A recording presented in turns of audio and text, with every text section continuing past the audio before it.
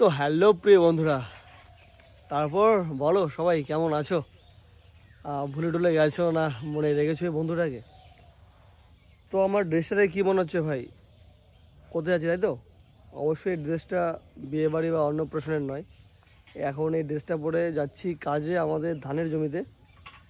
আর ধানের জমিতে কেন যাচ্ছি সেটা আমি জমিতে গিয়েই তোমাদের দেখাবো। আর ওই যে বাবা বসে আছে এখানে, বাবাও কাজ করছে। আর এখানে দেখো আমার মা রান্না বসিয়ে দিয়েছে সকাল সকাল। দাদা কি রান্না করছো গো মা? চ্যাং মাছ দিয়ে আলু ইস্তা দিয়ে। ওরে ভাই সাব, আজকে প্রিয় বন্ধুরা রান্না হবে চ্যাং মাছ দিয়ে আলু উচ্ছে বেগুন দিয়ে ঝোল। এই জীবনে পেয়েছি যে আঘাত হাজার, থামবে না গতি তবু জীবনে চলার। প্রিয় বন্ধুরা চলে এসেছি আমাদের ধানের জমিতে। হ্যাঁ, এবার তোমাদের বলি যে ধানের জমিতে আমি কেন এসেছি।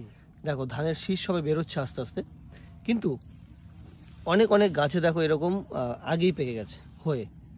মানে যখন ধানের বীজ রোপণ করা হয়েছিল প্রিয় বন্ধুরা, তখন আমাদের তো মানে মোটা ধানের বীজ রোপণ করা হয়েছিল, তার সঙ্গে কি হয়েছে মিনিকেট ধানের বীজ কয়েকটা হয়তো চলে এসেছিলো, তার জন্য যেগুলো মিনিকেট ছিল ওইগুলো দেখো আগেই পেকে গেছে। তো এ হচ্ছে প্রিয় বন্ধুরা বিষয়। হ্যাঁ, এখন যেগুলো যেগুলো পেকে গেছে এগুলো কাটতে হবে। তো দেখো প্রিয় বন্ধুরা, এই যে এইভাবে আগাগুলোকে কেটে কেটে এই ব্যাগের মধ্যে রাখছি। অনেক কষ্ট করে চাষ করা হয়, বুঝতেই পারছো। শুধু শুধু জমিতে থাকলে নষ্ট হবে, তার জন্য কেটে নিয়ে যে আগাগুলো বাড়িতে নিয়ে গেলে কাজে দেবে। দেখো প্রিয় বন্ধুরা, দেখলে তো এই আজকে পরিষ্কার অনেক কষ্ট করে কাটা হচ্ছে।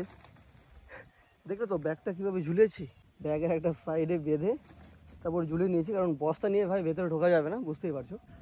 কেটে কেটে এনে এখানে রাখছি। তো চলো পরে দেখাবো আবার, হ্যাঁ, যে এক বস্তা হয়েছে কিনা। আস্তে পড়িস না পড়িস না।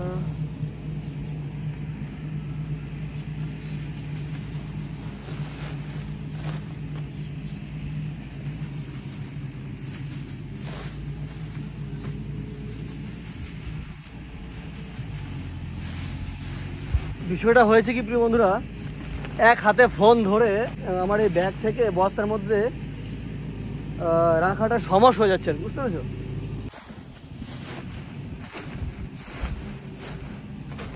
দেখো প্রিয় বন্ধুরা, মোটামুটি এক বস্তা হয়ে গেছে। যেহেতু আমি আগার অংশটা কেটেছি তার জন্য একটু লেট হয়েছে ভাই। আমি প্রায় 2 ঘন্টা হয়ে গেছে আমি জমিতে এসেছি, এখন বাড়ির দিকে যেতে হবে ভাই। প্রচুর রোদ লাগছে আর খেয়ে আসিনি, খিদে পেয়ে গেছে। বন্ধুরা একা কি তুলতে পারবো? এই রে উঠে গেছে গো, মানে খুব একটা ভারী না। হ্যাঁ, তো চলো বাড়ির দিকে যাই। আর প্রিয় বন্ধুরা দেখো পাশেই রয়েছে স্যালু মেশিন। হ্যাঁ, এই দেখো কি সুন্দর জল পড়ছে। চলে এসছি প্রিয় বন্ধুরা বাড়িতে।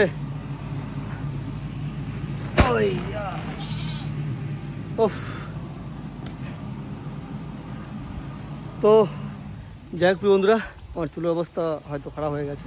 তো যাই হোক, এই ছিল আজকের ছোট একটি ব্লগ। তোমাদের কেমন লাগলো অবশ্যই কিন্তু কমেন্ট করে জানিও। সো টাটা, সবাই ভালো থেকো, সুস্থ থেকো, দেখা হচ্ছে নতুন কোনো ব্লগে। So love you all.